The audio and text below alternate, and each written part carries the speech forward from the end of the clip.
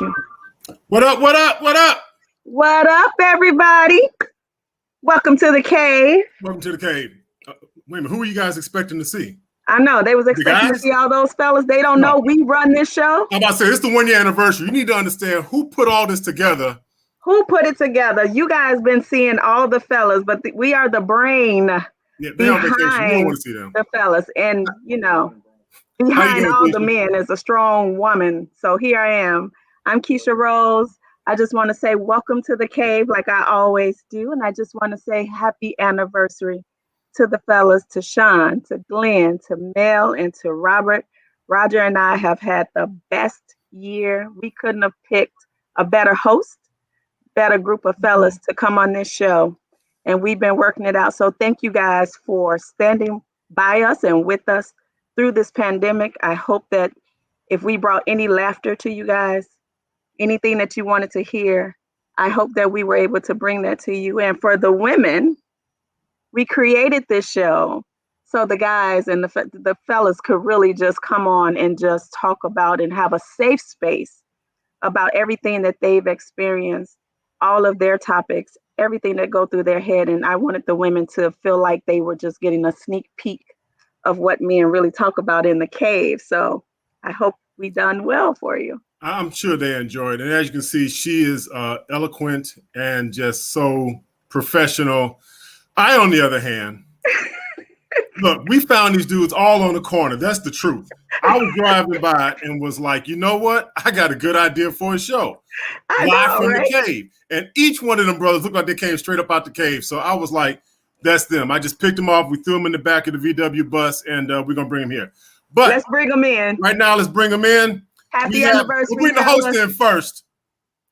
And I saw that little roll. I saw that eye roll when Keisha said we could have chosen a better host. I saw you, Raj. You saw that? No. I have to tell the backstory. How about that? Did you see that? I have to tell the backstory, though, because we knew we wanted Shawn as the host. Yeah. So it was immediate that we grabbed him and brought him in. We couldn't have picked up, seriously, guys. We knew that we wanted Shawn to host this show. Let me say, Glenn is the bully, so he had a lot of handle back there, but Yanni's show. Thank you, Keisha. Really? Whatever. Shawn was a guest on Yanni's show, and the minute I saw him on that show, I was like, whatever show I do, this brother needs to be the host of it. So yes. Well, and then when we got started, we were like, Mel. We had to have Mel. So this is how everybody came here. We knew Mel would be perfect. We knew Shawn would be perfect. Glenn is, Glenn. And then we needed that other person. So we were just, trying out. But Robert has stood by us every time we needed a guest. Yes. Every time we needed someone to fill in for one of the fellas, Robert was always there. So we're so lucky. You need somebody to balance. Yeah, Roger wanted to get rid of you, Rob, but we outvoted him. Yeah, we need somebody to balance out the group. Balance. We've That's got it. Balance. Total jet. Yeah, we out of balance now because Robert, you got on the sexiest shirt in the world. He got to have a Nipplegate shirt on for the 1 year anniversary. Right. Of course. It wouldn't be him. It would be him if it wasn't Nipplegate. Hey, either it's Nipplegate. Hey, Rob, either it's Nipplegate or you got a show after the show. Well, he is in Miami. We need a little change. I'm about to say, getting that money to fly home. Right, I am on. Or at least catch the Greyhound. Okay, before we leave, I wanted to toast to you guys. Oh, man. Get your glasses up. To our first anniversary. Thank you guys for making this pandemic worthwhile every Saturday night. Thank you for trusting us with this vision, with this plan. I love all of you guys. And we're going to do bigger and better things for this show. So if you hang in there with us, we got you. Happy anniversary, fellas. Happy anniversary. Thank you, super producer Keisha Rose. All right, we're out of here. You guys have a great show. Work now. Let's go. Oh, and but I was gonna say, before they leave, Keisha, before you leave, I just want everybody to know, ladies, the reason that you can't get your way is not us. It's Keisha. I feel like, ladies, we have the View, we have the Talk, we have the Diva Show on Fox. We have all these outlets. It's very seldom that we see and allow men to have, once again, that safe space. That's very important for them to come on and speak their truth, their experiences. So when we get the emails of women like, you should let us in and we should be able to say something, it's like, no, you shouldn't. So that's me. That's not the guys. That is all me. So please email me if you want to. I am Keisha Rose. Yeah, get out of my inbox talking about let me be on the show. I ain't gonna do that for you. It's all me. Y'all can still come open. Thank you, Raj. All right, now that they're gone, that's the sound of the ratings going up. Y'all had the brains, now. That's Thank you, Raj. Thank you. That's a Jay-Z line. That's the sound of the praise. All right, and this is how we're gonna do this show tonight. Every time he says some craziness like that, we just gonna remove this bus from the show. Oh God. Hilarious. Hilarious. Hey man, but I tell you what, man, why don't we start this way? Why don't we round robin, man? And Rob, we'll start with you since you're the newest cast member, man. Why don't we round robin, man, and just share what the show and all of its layers and all of its reach, what the show has meant for you and been for you over this last year, man. Why don't you share a little bit of that with everybody watching? And everybody watching, if you would, as we always ask you guys to do, please share the show to your Facebook page and help us widen the reach of the show. But Rob, why don't you share with us a little bit, man, just what the show has meant for you? Then Mel, Glenn, and I'll go live. So for those of you that don't know me, I'm Robert Hazzard. I have a company called the Hazzard Group that works with small businesses. I am the lover of life, which is why they have chosen to have me on the show to balance out some things, and I've got some amazing kids and grandkids. And actually my daughter and son are here in Miami with me.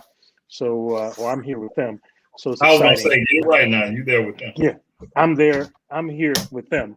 But that's a great question, Shawn. I think the show has meant a lot because it's given me an opportunity to hang with you awesome brothers and kind of do a barbershop thing. We talk about subjects and things, and it's a bonding piece of it. So it really, in this pandemic, we haven't had an opportunity to get together and socialize and talk stuff.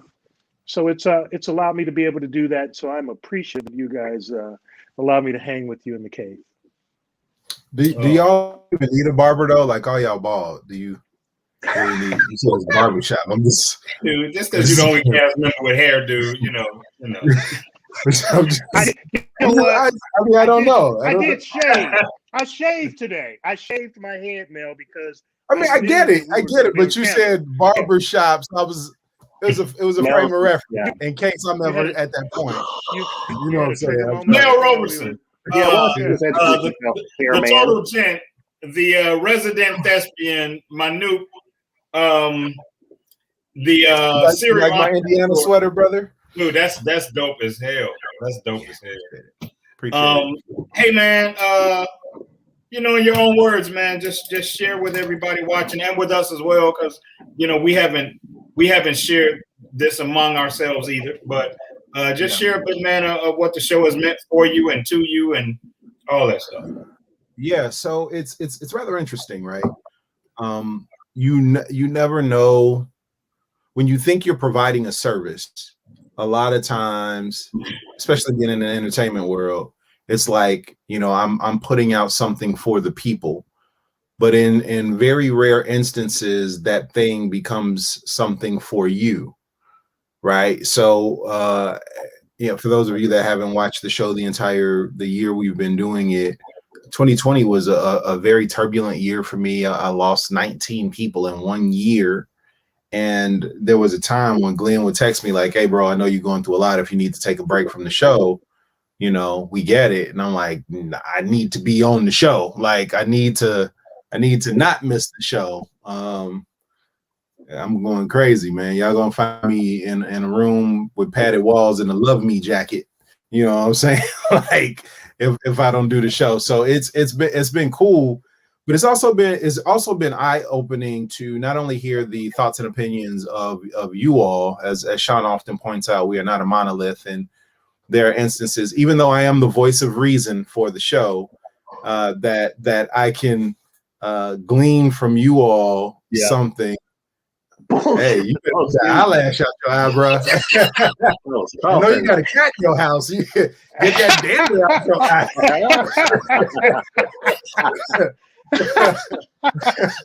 Shawn's cat is the unofficial fifth member of the game. So you can hey, you see him back there, right? He eyeing Neil now, like keep on. Yeah, he's right. No, but see, y'all done made me forget what the hell I was saying. But not only hearing from you all, but also hearing and interacting with the audience. We're often in the comments, or we'll go back and rewatch the show and see stuff that people have said.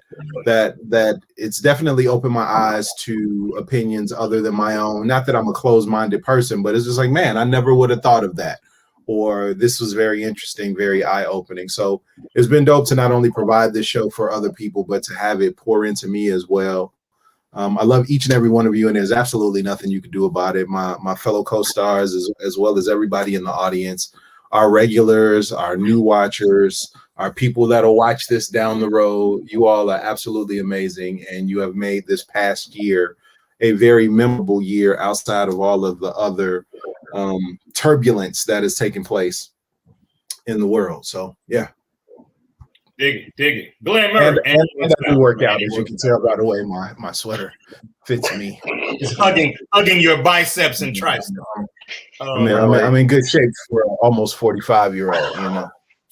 So I'm in good shape too, round. Round is a shape, brother. Round is a shape. You're more rotund. You're pleasingly plump, Shawn. That's what you are. Okay, it's all right. Nothing wrong with that. I'm gonna keep it clean. I could have took that somewhere bad. I know. All right, it's my turn now. Is it my turn finally? It is. Good. Yeah, and it's not your birthday show, but go ahead. I want to officially welcome people to the continuation of the Glenn Murray birthday experience, because that's really what it is. As you can see back here, these are all my gifts, my balloons, all the things from my friends that love me. Dude, you bought that all yourself. Why don't you stop? As you can see, I got my glass, my 220 glass. Thank you, Vanya Hudson, for that. Really appreciate that as a gift. And thank you all for joining for the show. Seriously, though, I have enjoyed this year. 52 shows we've done. I counted. We've actually done 52. And each one of them, I've enjoyed every minute of it. We've had some hilarious moments. We've had some very serious moments. We had some moments where we had to hold each other up. And I wouldn't trade any of it at any point in time. Thank you to all the people that are watching, that have watched over this year. I get notes throughout the week of people saying, I just really enjoy what you guys are saying. People just really love the show. We love doing the show for you. So thank you all. That's what I have to say. I'm Glenn, co-producer of the show, 220 Holdings, 220 Publishing. We all are in a book that's coming out, Lessons for the Little Boy, and I'm so proud of that, because all of these are a couple of first-time authors. Rob and Shawn will be. It's going to be Mel's 8th best-selling book. So I can't wait for that. Seventh. Oh, I'm sorry, 7th. Okay. Thank you. The 8th is coming too, but this particular one will be the 7th. Oh, all right. Humility. Take it over, Shawn. Hey man, I probably couldn't say anything that you guys hadn't said. Much like Mel said, the fact that we aren't a monolith is always on display, which I think is so dope. I also think that this show, again, like Mel mentioned, keeps you from being absorbed by your own opinion, because guys that you deal with every week, come to the party with a totally different opinion than you many times. And so even if you don't agree with it, you have to respect it and see how it could be the lens that somebody sees life through. And I think that that's just cool, because one of the things that I hate the most is people who don't understand that their opinions are just that, and they lay their opinions out as if they are fact, and not just an opinion that you're passionate about. And so I think that even though we don't have to keep each other in check like that because we're all conscious of that. Just hearing each other's voices, I think, reminds us that the world is made up of much more than us. And I honestly think that this show helps us deal with the rest of the world better. I just believe that. So I love and appreciate all you guys.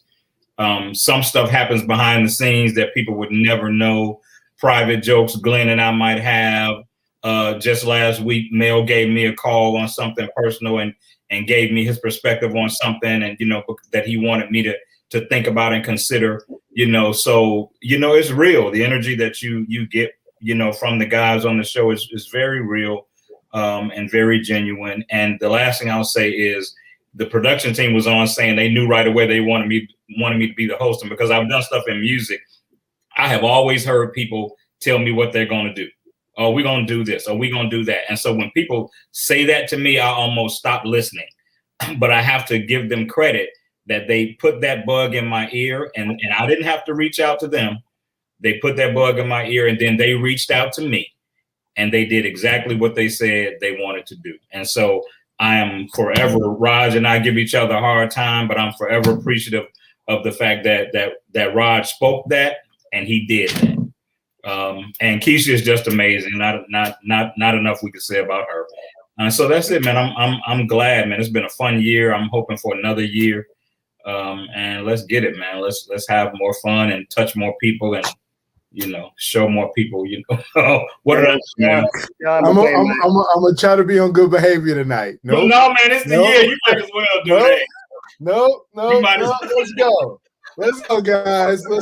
Let's go. And Shawn is my official hat guru. He's like the Obi-Wan Kenobi to my Luke Skywalker with hats. I'm just starting out as a Jedi warrior with hats. I wouldn't tell you guys started wearing hats, but it's for the reason. Or whatever. You ain't no Jedi yet. Oh wow!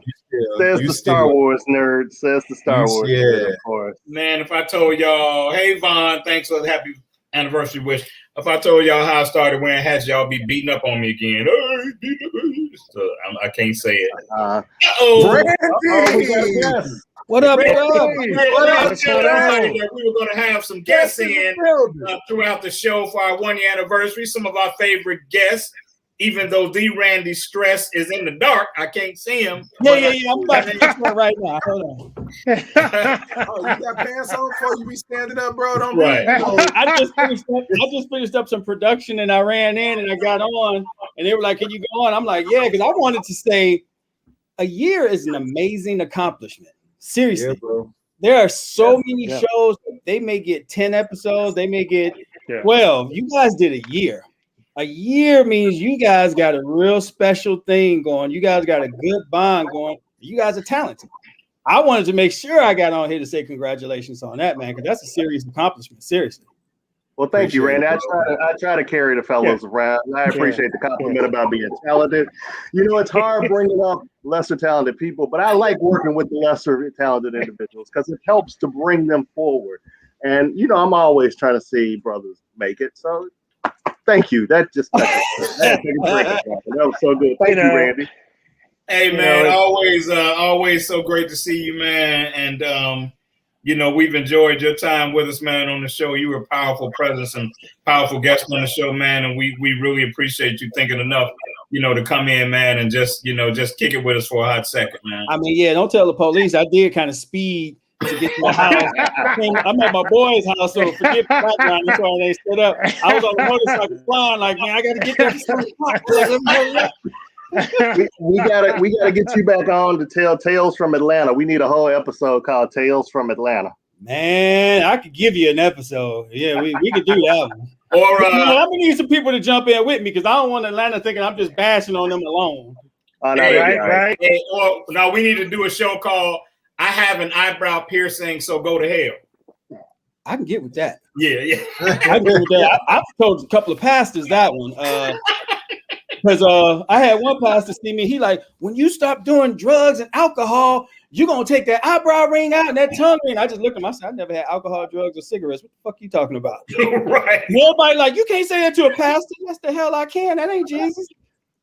He just come down and judge me. So, yeah, he going to get what he get. He should have came That's a whole nother show. Yeah. It would have to be 2 hours.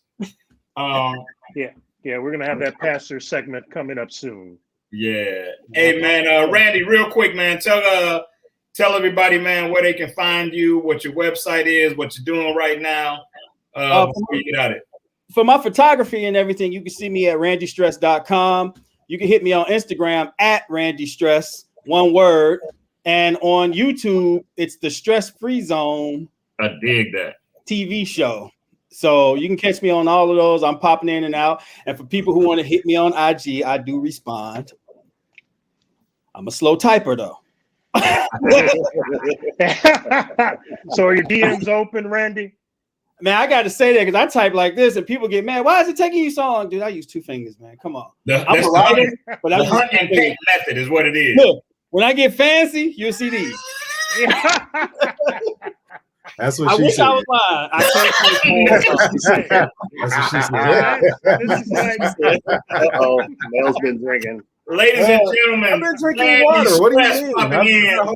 Randy Stress popping in to holler at the guys at the cave.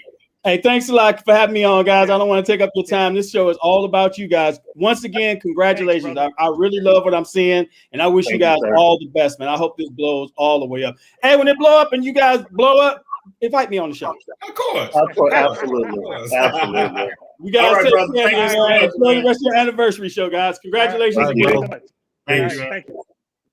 That's real cool, man. That's real cool, man. We some blessed guys, man, and we're blessed to have some of the energy come through here, man, to undergird us, the way we have. Yeah, and I'm hot right now, so pretty soon I'm gonna come out of this coat and this hat very soon because I'm starting sweating like a preacher. Speaking of preachers, I got my preacher towel here. I'm ready to sweat. So if I ask for an A and B from you, Shawn, don't be surprised. I thought you were about to pass the basket or something. Take a collection. Oh, that's coming right after the sermon, Robert. You do that before. Okay. You do that 3 times a service if you usually be Baptist mainly.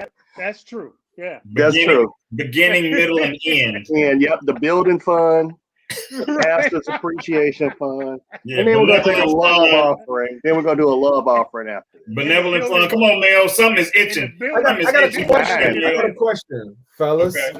I got a question for you all. So Shawn was all worried about topics in the green room, right? He was like, "What we gonna talk about tonight, man?" And we're like, "It's everything that we've been talking about for the past year, Shawn." You're right, man. You're right. I always feel like, if there's dead air, it's on me. So you good. No. It's on all of us. We carry the weight together. But my question, we blame you for it. Oh yeah, we'll just blame you in the comments when the show go off. Yeah. Go ahead now. What is too young to date, right? You get to an age where it's like, man, do I need to like prime example, Robert has adult children, right? And he sent us a picture, he's hanging out with his kids and all of that, all of these young ladies who are probably are crowded around them. And I know some of them young ladies like, girl, your daddy fine, right? So, and Robert, being the gentleman that he is, would not mess with any of his daughter's friends, of course. Right. But what's the age gap where it gets to be like, this is I don't. Hey man, that's so funny. I went and had breakfast with one of my closest buddies today, man, and I forget he's 51. I forget, man, that his wife is 13 years younger than him. She's like 37, 38, but he's a youthful 51. She's seasoned, mature, 37, 38. So their age, like even if you saw them out, their age difference wouldn't really be apparent to you. Right. I would probably say, man, solidly 10 years younger than me. I will admit that I have a bit of that hang up that I'm not really, really aggressive about ladies that are older than me. I don't know why that is. Maybe a year or two if I'm really feeling them. But maybe as much as 10 years younger than me is probably, where I would say, it would have to be something really, really strong, that made me go, okay, I can do that, Really, Rob, you were laughing, so You must hate him like Rob that proposition up in Miami. That's why he's trying to Rob is like, well, I've already dated 3 of my daughters. Old enough to be. Old enough to be. Rob, like, I got a date tonight with a 23-year-old. What are you talking about? I don't know what you mean. Dude, we're gonna have a Me Too movement after us. We got Yeah. And you see, he still didn't answer. He just laughed. Right. He gave a nervous laugh too. He gave a nervous laugh. So as you all know, that I'm probably the oldest of the group here. So not by much, but and I didn't think that until we got together a couple of weeks ago. I really thought I was older than you, but yeah. Oh, well, for the record, I am the youngest of the group. I'm the youngest in the group, so whatever their ages are, I'm younger. Remember that, everybody. You're also the liar of the group. Hey, I not only look younger, I am. Is this a Sugar Hill Gang type situation? That's going on here. You mean the Sugar Daddy? Baby the bunch. Hey, right. Baby the bunch. Yeah. Right. But go ahead, Mr. Hazzard. Go ahead. So here's the deal with that. I think that I can't go younger than 15 off of my age. Boy, I thought you meant 15 years old. I was like, no, he's when not he said it, I was like, he is not Robert Kelly. Cut his mic. He is Robert Hazzard. I was like, cut his mic. Cut his mic. We're about to lose our audience. Mel, that should be a sound bite for the rest of the show. This is Robert Hazzard, not Robert Kelly. Renita says she likes younger men. Renita needs to say how old she is so we know what younger is. Renita like younger men because they don't get tired. Hallelujah! Hey, what was that scene? And Eddie Murphy, Red Fox, Richard Pryor, Harlem Nights. Harlem Nights. She was like, "Let's make love all night." He was like, "Let me make love for 15 minutes." Real hard. Hey, Renita. Hey, this is what I would say to Renita. Don't worry. My mama taught me if you can't cut the mustard, you can always lick the jar. Anyway, my mama taught me that. Oh, on that note, I'm gonna take my hat off. Now that's it. The hat comes off. Renita says she's 52. She kind of fine too, but I'm not young enough for her. Okay, Shawn. All right. So hey man, it's the year anniversary show. I might say anything. You might as well get ready. After Robert's anything. Like that's the reason. I know. I might say anything all of a sudden. I don't know. I'm usually on my best behavior. I think even the producers are drunk right now, so it's okay. Whatever happens, we can't get cut. Nothing can happen. We might not make it to year 2. We might not make show 53, but we're gonna have a hell of a number 52.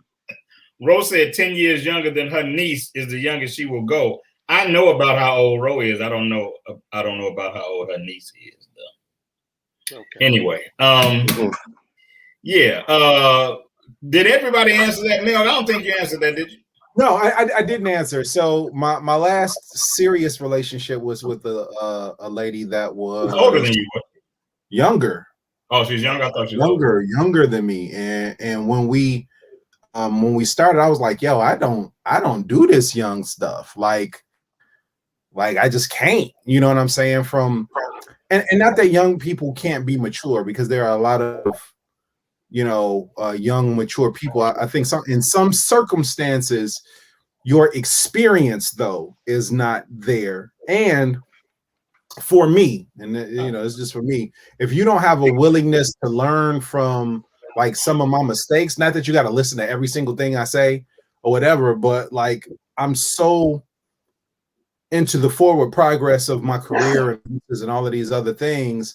Like some mistakes that I had the opportunity to make, I can't afford for my mate to make at this point in life. There's some things that I did that were super dumb when I was younger. And it's like, all right, when I see you going down this path, I can't afford where I am in life for you to make this same grave mistake that I made. So It kind of some of that could be eclipsed with trust, though.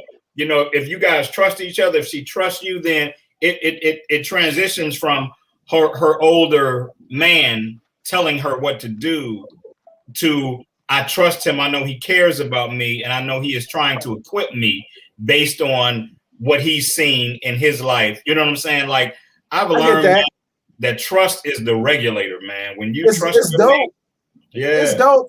I trusted my parents growing up, and I still didn't listen to some of the shit they said, though. You know what I mean? So, but you knew what they were telling you. They were telling you genuinely from love. You might have thought they were wrong.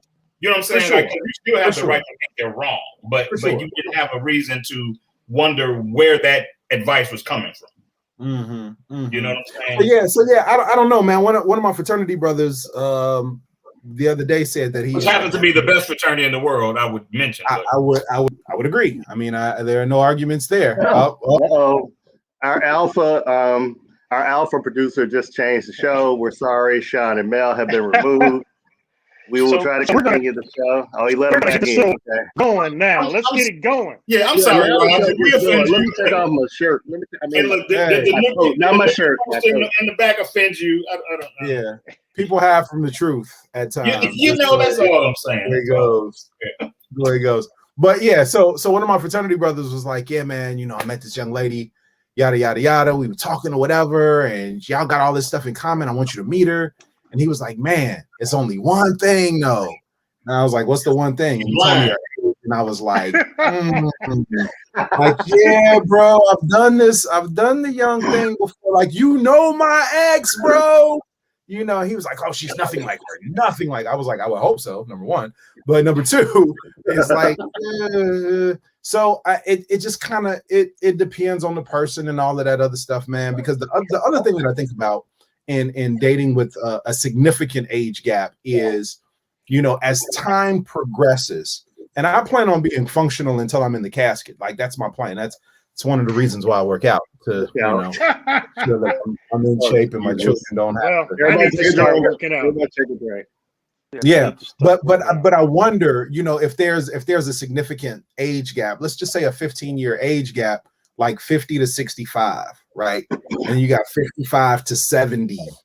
You know what I'm saying? Like 55 is, you know, but 70 is you know, 60 to 75. You know what I mean? It's like, at what point? And again, you plan on being functional, but you also don't want to slow your mate down. At least I don't, you know, want to slow my mate down. So that, I guess the answer to my own question is I really don't know. You know what I'm saying? It depends, yeah. Just kind of. What Mel is saying is he got that gray hair, so he could go both ways. He could date younger or older, because he gonna look older than anyway with the gray hair. So that's what he's really saying. Yeah, Glenn. But we also don't want you around saying Mel go both ways. That's not the message that we. That's not what I meant. You know, that's not what I meant. Robert, there you go, Robert. I'm an equal opportunity lover. There you go. Oh my God! I'm about to write a new poem. I'm about to write a new poem, Robert Hazzard. Right. Male is equal opportunity. He does not go both ways. So let's be clear. Right. Yes. Let's be abundantly clear. Let's be abundantly clear. And nothing. Hey, for those of you, nothing against the community. Absolutely, I have family in that community, and I love that community. However, I just want the truth to be known. I was born of a woman, and I've had a woman. Right. Okay, and baby. Okay. Moving right along. It's a habit woman. I've had a few women, but okay. Next guest, Raj. Next guest. Is there anybody waiting in the green room, Raj? Right. Roll in the next guest, please. I'm a little hot in here. It's a little hot. I love y'all Tiger Stripes. Do that, girl. Just want to put that out there. Don't cover it up. Don't tell me to turn off the light. I want to see the lightning strikes all up the backside, baby. Attractive. Triggers or something going on in the back of my head, you know, with people, but I don't think that everybody should, because I don't want you to shoot me. You did just say you single now. I know. Brother say I got some triggers in the back of my head. I want Michael Jordan. And Jordan practiced. So I don't want nobody who ain't practiced. So, so if you've had a few partners and you know what you're doing and you great at what you do, I pay homage to them dudes. They got you right. And we doing things. He said I pay homage. He said I pay homage to them dudes. They got you right. That was one of our memorable guests, L. Porter. Oh! As you can see, we having some of our favorite guests pop in on us and wish us a happy 1-year anniversary. Ladies and gentlemen, from Phi Beta Sigma Fraternity Incorporated, the TV and everywhere else, Simeon Henderson. What's happening, man? You know what's going on, fellas? How y'all doing? What's happening? I got a different shirt on tonight, brother. I see. Right. I've been checking you out. Ever since I talked about you, you switched it up a little bit. I'm glad. Hey, Simeon, 2 words describe you from a couple of appearances on the show. Happy time. Every time I think about Well, what I remember is him talking about his feet and that burnt up pinky toe. That was the funniest thing in the world to me, dude. I couldn't get past that. But I mentioned a couple of weeks ago, Simeon, I mentioned a couple of weeks ago that I had hit you when I saw you on TV. One day I was sitting here just watching TV, and they had, I think it was Chicago PD, and they had him hemmed up in the interrogation room in a cell or something. I'm like, why y'all beating up on my man? And I jumped in my inbox, and I think I screenshot and said, hey, man, I see you on the TV. I see you on the TV. And I responded, too. Man, I just want to say, hey, happy 1-year anniversary, guys. It's been a pleasure for me to be able to come on the show. Not only come on the show, but watch you guys, man, and watch you grow. I just really appreciate your consistency and your commitment to what you're doing. A lot of people don't realize once you stay committed and consistent, you'll have some longevity. And you guys live by the rule that I live by. I don't care if it's 5 people or 5,000. I'm going to give a great show and give good information, inspire people. That's what you guys are doing with the Man Cave, and I appreciate you guys so much, man. And I remember the first time Mel asked me to come on, I was like, come on to what? The Man Cave? Yeah, I want to come on there. Just got to be careful what I talk about. But it's so amazing to see, the circle, how small the circle really is, because we all know a lot of the same people, and the same people support us, and they really push us to be our best. You guys are doing a great job, man. So I appreciate you guys. My hat's off to you guys. And this thing isn't easy. Everybody think they can do a talk show, or they think they can host a show, but it's not easy. But you guys do a great job at it. You're absolutely right, man, about that degrees of separation, because it seems like I remember, man, being on your Facebook page and discovering that you and I had a common friend in Kelvin McLean. And I remember thinking, dude, how does he know Kelvin? Like, Kelvin is my dude. We go all the way back, man, to the early 90s singing in church together. That's one of my best boys, man. And I'm like, how does he know that cat? It's just, that's how it is, man. It's I say it's 2 degrees of separation with us. It's not 6. Yeah. You see how he just gave his age away, y'all? Pretty much. Yeah, pretty much. We caught that. We did. We know. But no, I appreciate you coming on my birthday show, because that's really what it is. Not your birthday show, Gwyneth. It's your birthday. Glenn's a liar. Well, the 14th was my birthday, but I'm an Aries, and we celebrate for a month. You know the rule. Yeah. And I'm an Aries as well. Yeah, so you got 2 Aries on the show, which means they're blessed, number one, that the show is blessed because of that, Yeah. I'm going to leave to make a drink soon. But Simeon, man, hey, I'm sure I speak for everybody, man, on the show, man, when we say we love you, we appreciate you. We always want to know what you're doing. We always want to know when you can come back and hang out with us, man. And we are wishing you nothing but the best in everything that you endeavor to do, man. And we hope that you stay a part of the Man Cave family, man, and come back and kick it with us, man. Thank you, brother. The feeling is definitely mutual. I just want to give a big shout out, let everybody know we have a film that just released, White People Money. It's a comedy. It's on all the platforms. And my brother Mel and I are executive producers on it. So instead of being in front of the camera this time, Mel and I are behind the scenes and making it work and making it tick.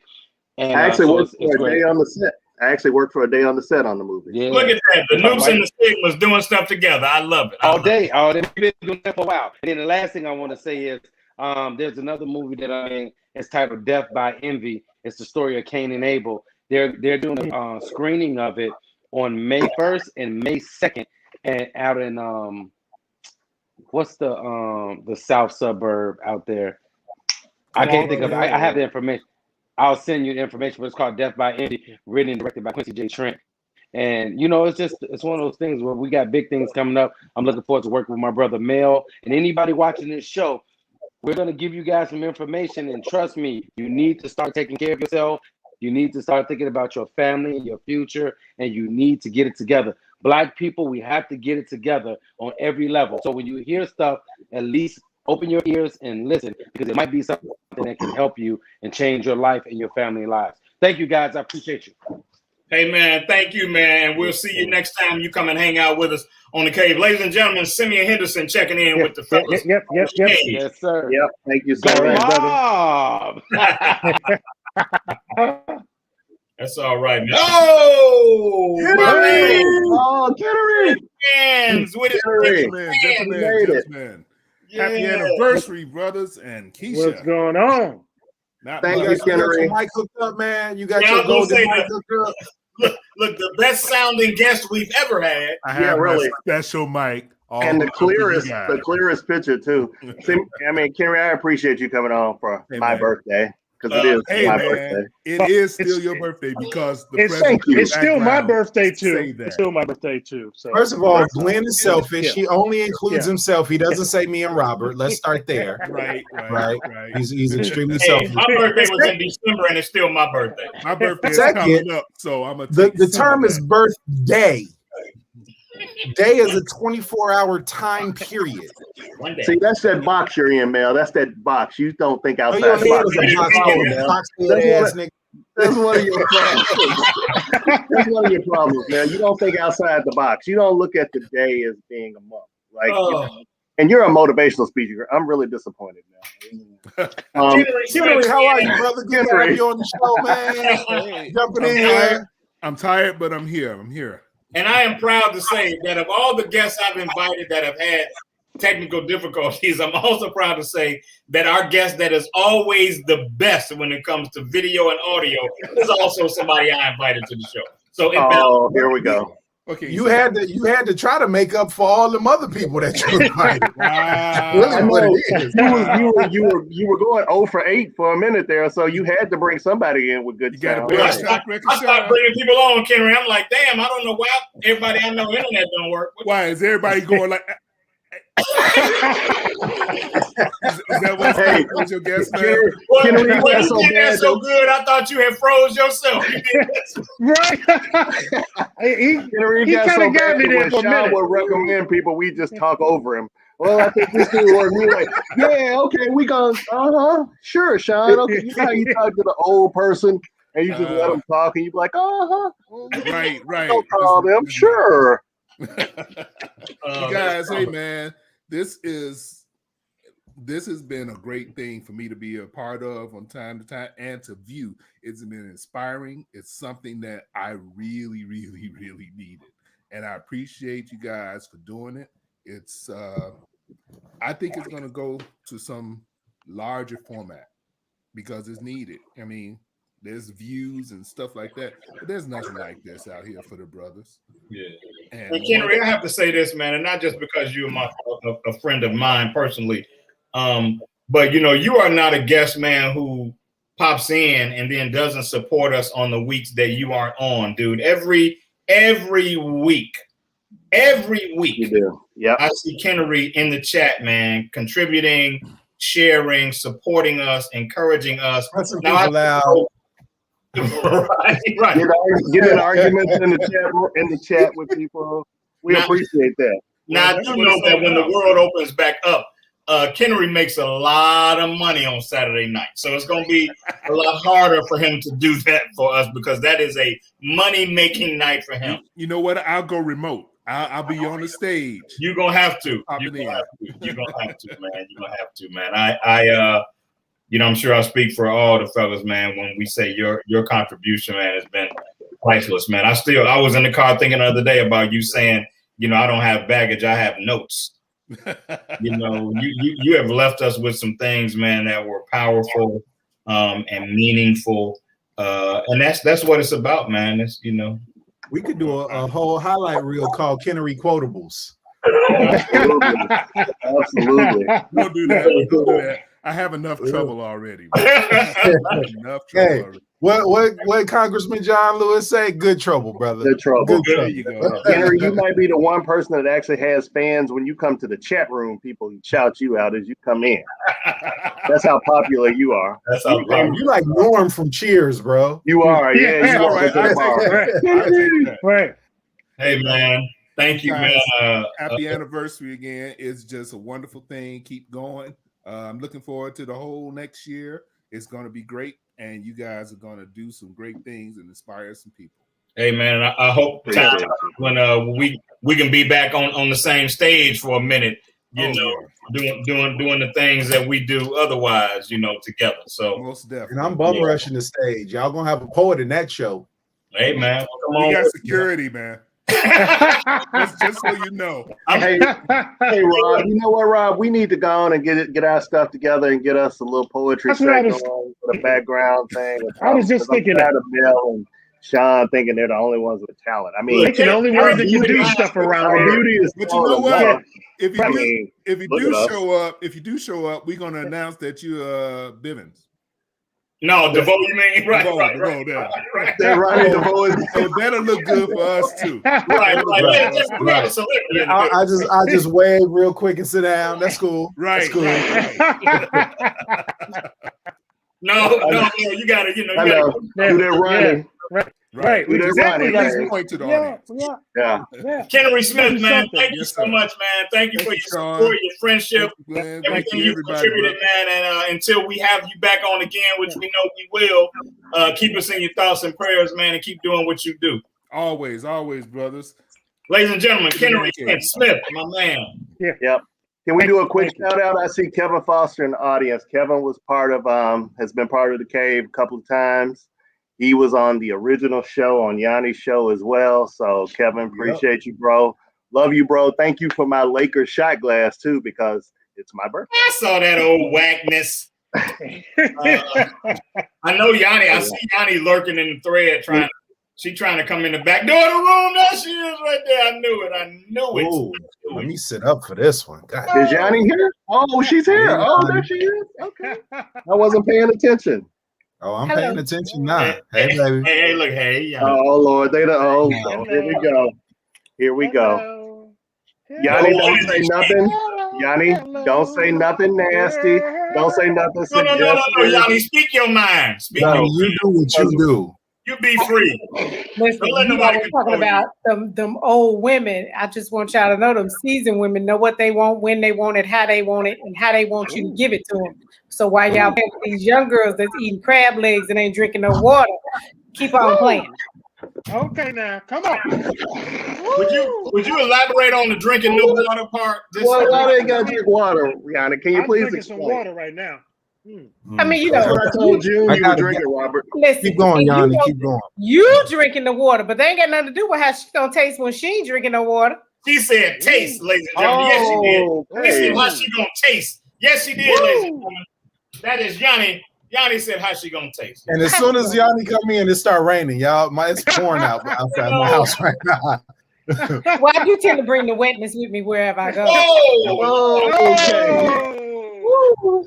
I'm glad you said the stuff I couldn't get away with. So continue. Hey, my windows are fogging up over here, Yanni. Boy, I ain't got no more clothes guys. My glasses are fogging up. And I know I ain't got no more clothes to remove, Yanni. Can you tone it down? Because it's a little hot. It's a little hot in here. I'm sorry, Glenn. Johnny, be you, baby. Be you. No. You ain't got to do nothing. It's This is not his birthday show. He has no say so. It is my birthday show, damn it. It's taken me a really long time to get here, and I'm telling you, baby, it's a beautiful space to be in. Well, I just want to thank you for incorporating some cleavage into the cave for the anniversary. Right. Well, I wouldn't be here if I didn't. Very happy about the cleavage on the show. See, Shawn and Mel don't know how to behave when you come on the cave. This happens every time. They just get giggly. Look at them. They just little giggly boys. Look at them, 2 giggly little boys. Look at them. Let me and I'm okay with that. Right. I'm totally okay with that. You are 100% good. I'm good. I'm good. Because I see love back there in the background, Yanni. Is that yes. love? Absolutely. You know, I'm the lover of life. So So I had to put my glasses on just to see that. I need that heart. I want lust behind me. Okay, can we, as y'all calm your little hormones down for a minute, if I can talk to Yanni for a minute about something. First of all, thank you, Yanni. That's right. Go ahead. Really, Shawn? Just keep it down. Turn it down to 3. That hot mic, I had to open my shirt. I see. Shawn and open his shirt. Mel, just keep your shirt. God, I just noticed. I mean, I could come out of it. I ain't got no problem with it. So we're gonna call this the Yanni effect. But first of all, if I can be serious for a minute, Yanni, thank you, because on your show, Making Love Better Together, you first introduced the man cave concept, and it was on your show. So thank you for taking a chance. You were the first show that G-Rose ever did. You always have been my first. I tell you, my first author, everything. You just always are stepping out there. So I can't tell you how much I love you. And look at what I taught you. I'm proud to say I did 2 different times. I'm proud to say. I'm sorry, Glenn. You had to know that was coming. You had to know. But in all seriousness, though, this show was so needed for a few reasons. I mean, no holds barred, truth telling, as real can get. You're not doing it you're doing it to sell books, of course, but the reality is your opinions, because they're so very, very different, is so needed. And, I say this all the time. Women hear what they want to hear. And my analogy all the time is I love Chinese food and with you, and all they heard was I love you. So to hear a man's opinion and what it is that they have to share and say, I really do hope that the women that are listening are experiencing it and taking it in, and more importantly, looking at themselves so that they can reflect on what it is that they need to do for them so that they can attract amazing men like you. Thank you. Well, that was deep. We ain't got nothing to say about that. Hold on. Man, it was like silence. I know, it's like good wine. When it you was pour silence. good wine, you let it breathe. I had to let that breathe. Let that content breathe for a minute, because that was good. I just can't say what I want to say in front of everybody. So okay. Yeah. Thank you, Yanni. That was and in all seriousness, for the ladies and the men, please do pick up some ginger, some pineapples, some water. I got a refrigerator full of ginger and pineapple. Let me just tell you that. Maybe I shouldn't say this, but Yanni, if you're Yanni, if you're gonna instruct them to do all of that, you might want to do a show on the whole sparkling concept, so they understand why you. Okay. Why are you saying that? So that they know they need to drink more water. Some people might not. I mean, it's a taste thing, but it's also, if you're gonna close the deal, that'll help quite a bit as well. I'm just saying. Well, just tell me what to bring to the party. Tell them what to bring to the party. That's all I want to know. Listen, y'all just need to be at the party. Here's what I know about life, and I don't know if you guys have shared this with women or not, but what I know is life is too short to fake orgasms. Oh, wow! Now we're talking. That one to come up, I'm like, okay. That was I tell women this all the time, and me and you tell me if you agree. 99% of the time, you're gonna have your orgasm. Yep. That's true. We can't say the same for her, and then she just laying in the wet spot. Ew. Okay. Ew. That ain't. Why you say ew? I just like the way she said it. She just is so I'm sorry. with it. It's like she catches me off guard. My innocence comes out when Yanni comes out. Henry said, "What is actually happening right now?" I think everybody's saying that. Everybody, what show did I tune into? Right. Yanni, thank you so much. I am happy for you guys. Thank you so much. Thank you for coming, Yanni. The next time we see you, which we know will be soon and unexpected. And until Yes, then, you like coming to visit me. I have the memory of your cleavage in my mind, and I'm gonna. Oh Lord! Pretty soon, if you come back on with that shirt, Shawn and Mel will probably buy a ticket to come see you tomorrow. Yeah, I'm thinking they're checking their flight. I'm about to ticket now. Look, I'm Travelocity.com as soon as we end the show. Yanni, thank you. We love you. Thank you for all that I got points on Southwest, so I can fly. I got Ladies and gentlemen, the one and only Yanni Brown, the only woman allowed in the man cave. Yanni Brown, y'all. Love you, Yanni. Love you too. Bye, guys. Bye. All right, it becomes an adult show when Yanni comes on. Shawn and Mel, pull yourselves together, please. Compose yourselves, gentlemen, please. You're right. Fire miles. Yeah. Yes. Can we Heineken, Rob? That is not a good freeze screen for you. It was not. It was not, Mel. It was a bad freeze screen. June called you out, Rob. I protected you. She was like, "What are you drinking?" I was like, "Water. It's just in a green bottle. That's all." No, that's no question. I saw that. I'm not drinking any liquor tonight. Yeah. Can we talk about favorite catchphrases really quickly? Yes, we can. And in case anybody realize that we are going to go a little bit longer than normal tonight, just in honor of the anniversary. So, if you're looking like, okay, it's almost 10 o'clock, they're not trying to check out. We have gotten permission from the production team to go a little over because it's our anniversary. So the cave catchphrases. Well, I think Mel has the number one. You know what you did. I know he's been saying this since like the first episode. You know what you did. So here's let me give you the history for those that came on the show after like the 10th episode, because I didn't explain the origin. Let's do the origin of the catchphrase. Yes, let's do the catchphrase origin. So that particular catchphrase for me was at the beginning of the pandemic, or somewhere around the pandemic. People were like, "Man, life is short, and you need to make amends with people, and forgive and forget." And I'm like, "Shit, the axe forgets, the tree remembers." Right? I ain't feel like right. Like I was like that, and they were like, "Well, you need to talk to people you ain't talked to." I'm like, "To hell with that. You know what you did when you double crossed me. I ain't going back to that." And there was more expletives and other words because I was really in it in the moment that we talked about it. But you know what you did is like if a person double crossed you and they showed you who they are, right?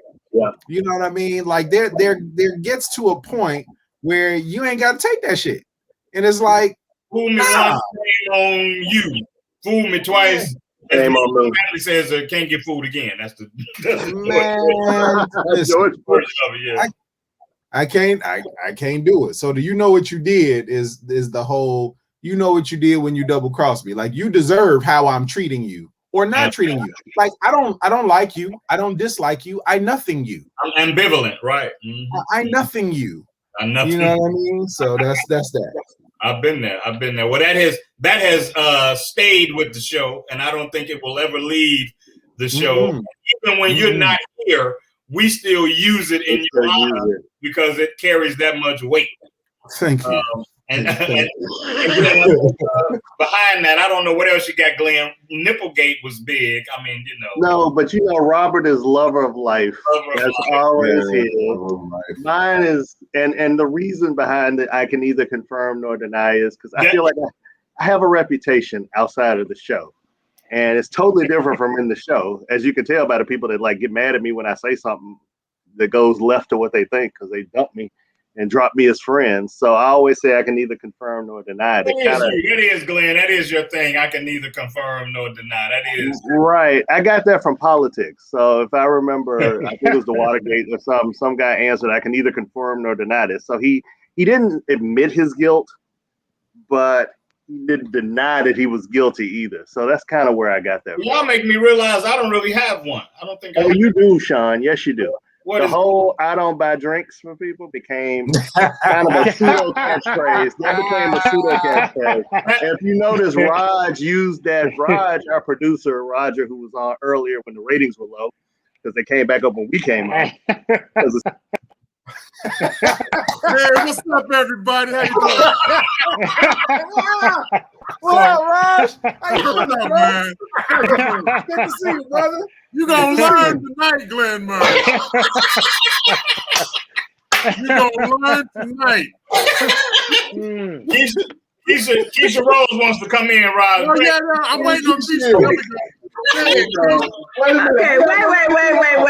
Wait. Glenn, we cannot have you speaking that nonsense on my show. You think he's behaved enough, Keisha? Are you going to behave, Glenn? I'm executive producer on this show. Yeah, but I'm executive producer as well. Tonight, I got the controls. Hey, you are an executive producer. In the words of Ric Flair, I'm who they came to see. Don't wrap me up. Oh my goodness. Okay. I'm who they came to see, Raj and Keisha. I'm the one, between me and Robert, we get the ratings on this show. Let's be real about this. Oh my gosh. Okay. That. And everybody, please wish me a happy birthday in the chat. I feel a little lonely because it's my birthday show and I haven't gotten a happy birthday in at least 5 minutes. It's not your birthday show. That's the first problem. I just want people to know. So anyway, what I was open. Yeah. No, that's a good catchphrase. That's definitely a catchphrase. What I was saying, what did you say was my catchphrase, Glenn?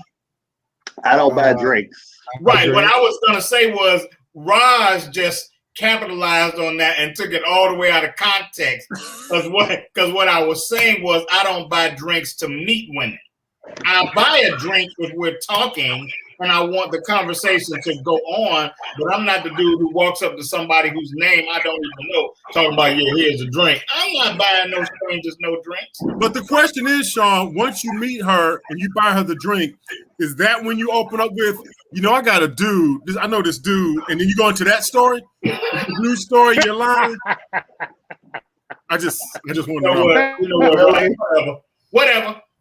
Hey, can I say Keisha just popped in looking like a sexy Carmen Sandiego? That's how I roll, man. That's how. You know what? When Yanni leaves, I felt like I had to let it down a little bit. I don't know. You had to wait a minute, man. I'm gonna get myself together over here, drink my water, and go get some ginger or something. I don't know. Looking like Purple Passion. I keep a supply of ginger because of Yanni. So just Keisha in the kitchen cutting up pineapples and shit, Then I love fruit. I mean, I'm just saying. You do, man. I just bet you do. I just bet you. Wow. Oh Lord, today. What a great show! I have to say. Very good show. So, do we have any more guests? Is that it? We're not enough. I mean, y'all are good and all, but they can't see us. But I mean, y'all are good. Let's be bringing Dion Cole in or somebody that ain't been on yet. I know Dion Cole this morning. Steve Harvey, you can come on the show. We won't talk about you real bad. Dion gonna do the show, Raj? Steve Harvey may start talking about when he rode his bike. He didn't have a cell phone. Man, I ain't got time right now. And he put it on the back of his, on the back of his bike. He rode it up and all of that. Wrote the lyrics down. Took it to the girl house because there's no phone, so you had to stalk your girlfriend back then. You had to wait on her. Stevie, I remember when we didn't have a man cave. We dug a hole in the ground and we stood and yelled in it. And that was our man cave back in the day. Really? On the road, my Schwinn bike. You say Schwinn so nice. Roger, did Dion say he's gonna do the show? No, I haven't. He didn't reach back out to me. Oh, okay. All right. So most controversial relationship topics. What are the topics that have gotten me kicked out of people? I'm about to say, let me tell you right now, after 22 years of marriage, I will not be a part of this. Oh, y'all gonna leave now? Oh no, when it gets hot, the producers leave. You don't want to sleep on the couch tonight, huh? See, this is why. First of all, Roger will sleep on no couch. If you mad, you leave the room. I don't do couches. I don't leave my house. He said, if you mad, this show is going off the rails. I have spoken. I have spoken. You're damn right.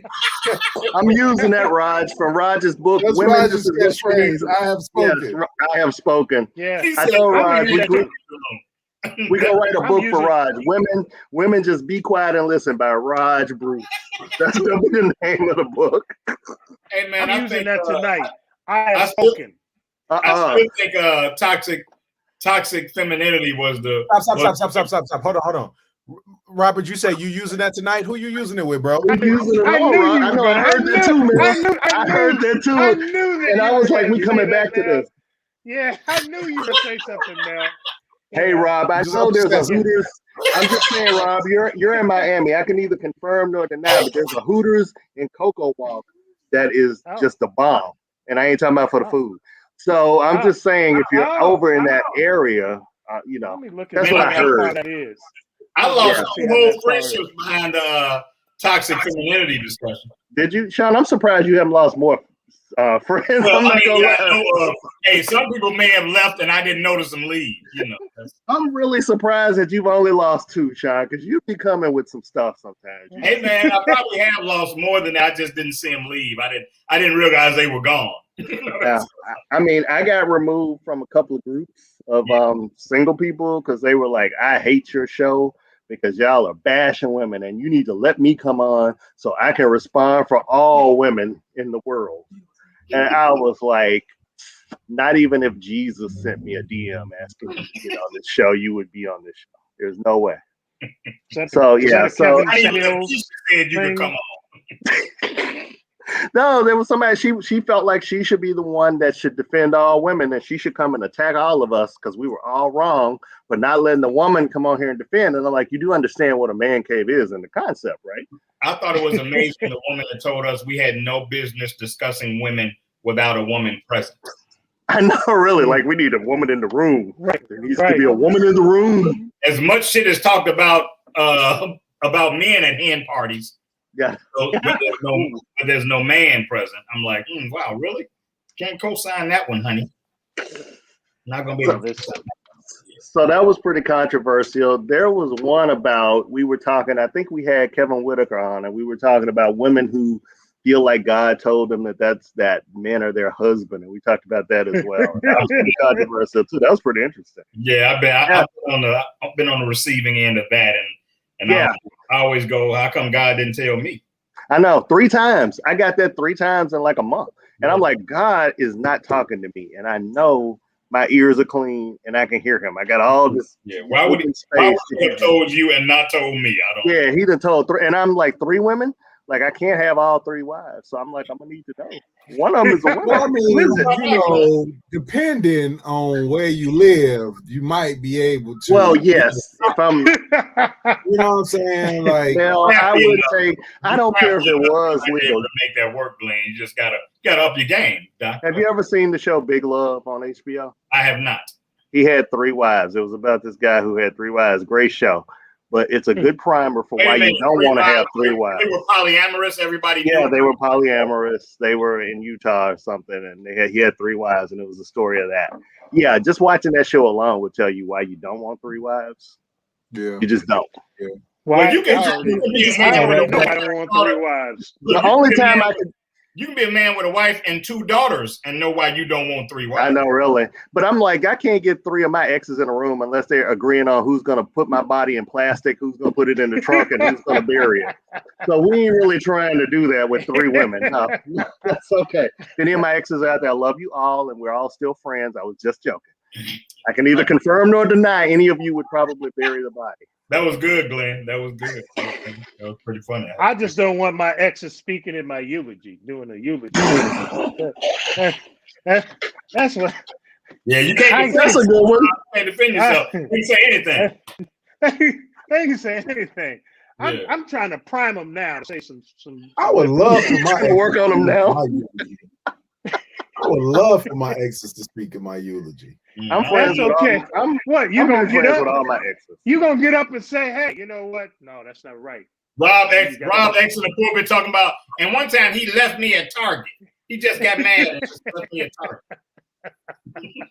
Yeah, I don't know that I would want my exes, man. Yeah, that's an interesting concept, though. What do you think your exes would say if they spoke at your funeral? Well, yeah, you know, with the exception of 2 of my exes, I'm pretty much in contact and cool with all my exes, with the exception of 2. I mean, like one of my exes is like one of my super duper dope friends. Yeah, most of my exes, yeah. But you don't want to find out the truth at the funeral, like they really didn't. They're like, we was cool, but let me tell you. You know, I'm actually now. It's funny. I'm actually cool with my exes, aside from my last. I was gonna say, Ron, really? Are we sure? No, we're not going there. We're not. We can move on from the exes now. That's a trigger moment. That's a trigger moment. Okay. I mean, I think so we've, you know, we've covered some relationship stuff. We always cover some political or controversial or affliction of Black people. On my Facebook page today, I think it was this morning I posted it, today or yesterday. I posted a video clip of a state trooper in Arkansas who had pulled over a 32-year-old young man and said he almost wrecked the U-Haul getting off the ramp, which he didn't. The guy was completely sober. You could tell by the way he was talking. He was actually moving. This Black gentleman, his father was a retired judge, right? And so the state trooper was asking him all these questions. He was like, yeah, I don't even understand this line of questioning. You're saying I almost, wrecked my vehicle. I didn't. He was like, well, can I search it? He was like, no, you have no probable cause. He was like, well, I'm gonna call for a drug dog or whatever. He's like, there are no drugs in here. He's like, well, just let me search it then. Long story short, they detained the guy for 2 hours, searched it, found absolutely nothing. He had his father on the phone with him the entire time, who's a retired judge. And they ended up putting him in handcuffs and put him in a car. And he's like, Dad, they're arresting me. They're arresting me. You know what I mean? He's like, I didn't do anything. I don't have any drugs in the car. He's now suing the police department for emotional distress, which is awesome. But just to speak to one of the things that Simeon was talking about, I've been with a company called Legal Shield for the past 20 years. And one of the things we have is a 24-hour, 7-day-a-week phone number for emergencies if you ever have a situation like that. And it's just so interesting to see how they treated him, you know what I mean? And it's like, y'all tell us, we shouldn't be so angry. We shouldn't be so upset. Y'all tell us how we should protest. You know what I mean? Then y'all don't listen to the protest. So when we tear shit up, you know what I'm saying? It's like, oh, y'all, you know what I mean? It's always something, bro. It's always something. So what do you all think about situations like that? I don't know if you saw the recent post that I did, but it was a post that had Cap kneeling next to, and it was an illustration, Cap kneeling next to an illustration of Derek Chauvin kneeling. And the meme said, America, which knee is it that you want? And it made me think about the fact that, we can protest peacefully and it's a problem. We can protest aggressively. It's a problem. So the reality is it's the people that are protesting that you have a problem with. When there's no way we can protest that you can be okay with, then it's those who are protesting that you have a problem with, because we tried to protest peacefully. We've also torn shit up. Like Mayo said, it's us that you have the issue with. And so I admit, man, that I'm a bit exhausted with talking to, white people and my white friends about it, because too often I see them sit on the sideline and all they're doing is looking for where they can take a pot shot at the argument. They're not looking for where they can support or advocate or understand, or undergird. And so I'm like, it's not a quiz. This is our lives. It's not a quiz or some puzzle for you to sit in your living room and try to solve. We have to worry about our young people leaving. We have to worry about what happens when we get pulled over at a stoplight or something. So, it's harder for you, and it's life or death for us. And so those conversations are they're not ones I've been willing to have anymore. They've been too difficult. That's interesting that you talked about that, because, I tell people, because I live out in the suburbs now. I don't live in the Bronzeville area temporarily. But whenever I come to the city, I feel some society as it relates to potentially being pulled over or something like that. And it may be because of what's happening with the news piece of it. Do you guys feel that way as well? I know you mentioned it, Shawn, in terms of, potentially being pulled over. Do you guys feel the anxiety? I mean, I know I'm in therapy. I feel it in the suburbs, bro. Dude, I feel it every single day since I started driving. I feel it every time I drive. I feel it every time I drive. Every day since I was 16 years old, I feel it. Yeah, man. By the way, I just put my website up under my name, theplanforyou.com. If anybody's interested, you can get information there. But to it's a great service to have too, by the way. So you're in the suburbs now? Yeah, I'm in the Orland Park area, right? So I feel it. I feel it over here, bro. Like, I got pulled over going to the expressway. You know what I mean? And like, dog, I turned my camera on instantly. I did everything right. You know what I mean? Said yes, sir, no, sir, license, all of that stuff. And I have a family member. My sister is a police officer. I have a family member who's a police officer. So I'm all by the rules, and it still can happen. You know what I mean? Like, it doesn't matter, bro. Like, at some point, and I got a lot of family in law enforcement, and I still feel that way. And a lot of times they don't even care. I got pulled over in the city and as soon as they pulled me, I was like, "What did you pull me over for?" He was like, "Well, you did a little funky move back there." I was like, "What's a funky move?" Yeah. Like, what's a funky move? And then I have the police headband in my thing. He was like, "Are you an officer?" I said, "My sister is." He was like, "I really don't like that you have that." I said, "Well, she drives my car. She put it up." You know what I mean? So she told me don't take it down. You know what I'm saying? And he's asking me all of these questions, drilling me. And I was like, "Why did you even pull me over?" Instantly. Yeah. I mean, let me not even, I'm about to get worked up. I hate that I mean, but it is, so it's real. It's real, Mel, that that happens, because I thought it was just me. And I would tell people when I come, it's that I get these anxieties, and even in counseling, I said that I get these kind of anxieties based off of what's happening in the media. And then cops are flying by us when we're driving. So it's a real thing. So ladies, you have to understand, when we are feeling some kind of way, or anxiety kicks in, it could be not because of you, it's because of the things that we are faced with as Black men. Yeah, and anybody that sees the blue lights, your heart automatically starts to race, and you're like, okay, this could go one of two ways. And it's never happened for me. I mean, I live in the burbs too, and like, extremely good interaction with police. I think I've been pulled over once out here in 10 years living in the village that I live in. It was suspect when he pulled me over, because he's like, "Oh, I thought I saw you veer." And I'm like, "I know what you're doing. You're checking to see if I'm drunk driving." I know what they're doing. Cops do that. They pull you over to say you veered, and then they smell your breath and see if you're drunk driving. Then they do the test, and then they hope they catch a DUI. That's kind of how they do that. So I knew I hadn't been drinking, and it was cool. And he was like, "Okay, it's cool, Mr. Murray," and all of this stuff, but it's still stressful. It is still very, very stressful. Something I find fascinating, man, and I actually have an extraordinary number of friends that are police officers. Actually, I texted a link to the show to one of my closest friends that's a cop right as we started, because he wanted to watch the show. When I was a young guy, man, the worst thing I ever thought could happen is being pulled over by a Black woman police officer. I had never been treated as harshly and as mean as I had by Black female police officers when I was younger. Now, I feel like I see much more compassion from Black female police officers than I do Black male officers. I stopped having conversations with my friends that are police officers because I started to feel like they were paralleling their jobs to lives. And you can quit that job or be fired from that job or choose to walk away from that job. I'm going to be Black. I ain't got no choice in it. And so when you start, that's why I'm so turned off or put off by Blue Lives Matter. Don't compare your job to somebody's life.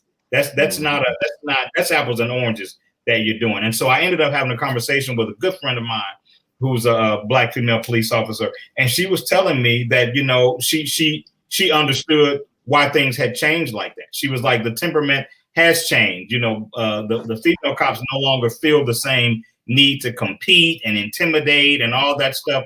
They just want to go home just like everybody else. And she told me, she said, it becomes a matter of, is it worth inserting yourself in? She said, do you know it's illegal to hang anything from your rearview mirror?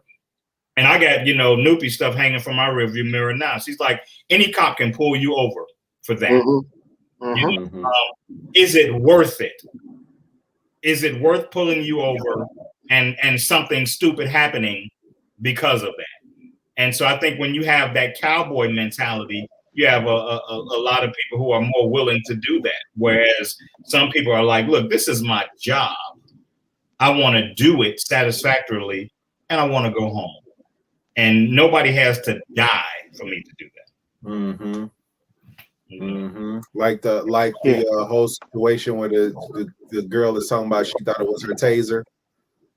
Oh yeah. God. Are you 26 years on the job, dude, and you don't know the difference between a taser? And you know the weight of the taser versus the weight. You have to cross draw for a taser. Right. You have to cross draw. Exactly. It's not on your dominant side. You're right. Yeah. And usually they're yellow. Right. Absolutely. Usually they're yellow. Right. Yeah. Hell of a lot lighter. The production team says they are now investigating cops now who have the thin blue line flag taped to their police guns. See, I believe there's a lot of internal gang activity and hate activity in the department. And if they're not, committed to weeding that bullshit out, you're going to have people that are on the job looking to do dirt. That's just the reality of it. Right. And in reality, people who defend the cops at no matter what, you're part of the problem. Yeah. Absolutely. If you think that there was something, you know, not wrong about Derek Chauvin and what he did to George Floyd, George Floyd, regardless of his record, because everybody likes to pull that up too, you know, which is really unfair that you pull up the record of the person that died. That was not on trial. Yeah, he's not on trial. For that. But if there were people I saw post like, well, you know, he had asthma and that's probably why he died. The 3 experts testified that he died because somebody was on his neck. There was some man putting his full weight on his neck. 3 experts. That I had a wife the media. Who was the guy that got paralyzed going back to his van? He had his children in the car. Oh, in Kenosha. Jacob Blake. Jacob Blake. I had a white friend of mine tell me that he may have had a weapon already, and the media spun it and didn't say it. And I said, you clearly live in a different world. The media does not give Black people a break. If there was a reason that they could have hung over that dude's head that deserved him getting shot, they would have used it. Even the cops involved said he didn't have a weapon. They said they thought he might be going to get a weapon. But how twisted do you have to be when you think the media is protecting Black folk? That's never what happened. Yeah, the media is, you know.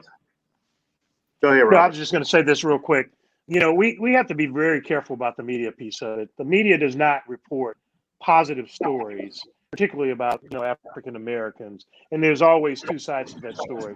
And they never post the positive piece of it, because if they did, what would happen? We wouldn't be watching the news. So we have to really be, you know, careful about what we project out based off of what we saw on CNN or some other channel. Right. It's tragic that we're still telling the stories our parents told. But go ahead, Neil. Yeah, I was going to say, I just want to make sure we cover all topics on the 1-year anniversary show. We did relationships. We did, social injustice. We haven't done politics. I have a good political topic if you guys are open to it. Are you open to it? Go for it. Yeah. So one of the things that has been in my timeline profusely as of late is the fact that there is some Asian hate or anti-Asian hate bill that's on the table, yet there's no anti-Black hate bill for all of the stuff that we've been through from slavery to now. Well, the Asian hate bill passed last week. It passed like 94 to 1. Yeah, 94 to 1. It passed. Are you surprised? No, not surprised. Just giving us the topic to converse upon. No. I'm just surprised that it passed. Well, but to be fair, right? Because I'm not. To be fair, there are laws on the books about discrimination. Just discrimination. Blatant discrimination. People just ignore them sometimes. Right. But there's discrimination laws that are already on the books. The Asian thing was, I think, built around COVID, and I think it was something that was passed because of that, and just because of the recent murders that were targeting Asians. There was a horrific video of a man who was kicking this 60-some-year-old Asian woman in New York, and the security guards saw it and didn't even go outside to help the woman.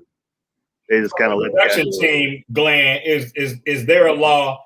We know there are laws about discrimination. Is there a law specifically that speaks to the treatment of Black people? No. Yeah. It's a discrimination in general. Well, there was discrimination based on race. Compromise. Discrimination based on race is a law. There's laws on the books that prevent discrimination based on race. Yeah. Gender. See, I think when you use race, then they can pimp that ambiguity. Yeah. Right. You know what I'm saying?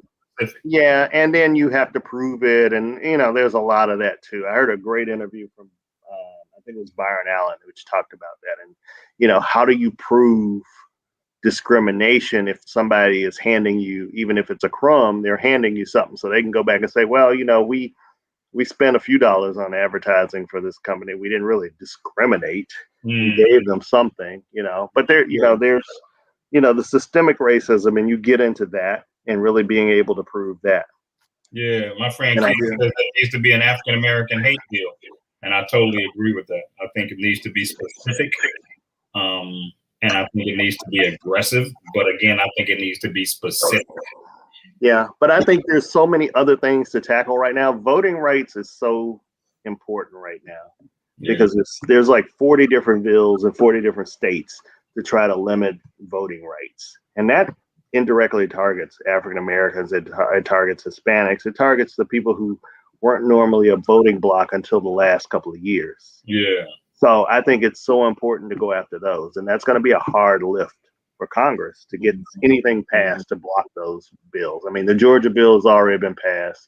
I know there are lawsuits against that. Arizona was trying to pass a bill, and it was held up because the Republicans were fighting each other because it was like going to limit some of the Republican votes as well.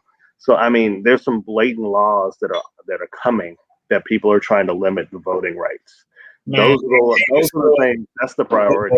Sometimes, man, I'm just so amazed at the boldness. Yeah. Nothing was wrong with voting laws until you started losing. Yeah. There you go. Wait a minute. There's irregularities. That happens. What think about it? Trump wouldn't have thought the election was rigged if he won. Right. You created a solution where there was no problem. That's basically what they did. They created a solution where there was absolutely no problem. Yeah, there's voting irregularities. The Republican Secretary of State in Arizona, Republican now. Nevada. Republican Secretary of State in Nevada, and like the only Republican constitutional officer in the state said there were no irregularities. I'm sorry, but I have a job to do, and there were no irregularities in our state, and they still censured her. The Republican GOP censured her for not doing her job.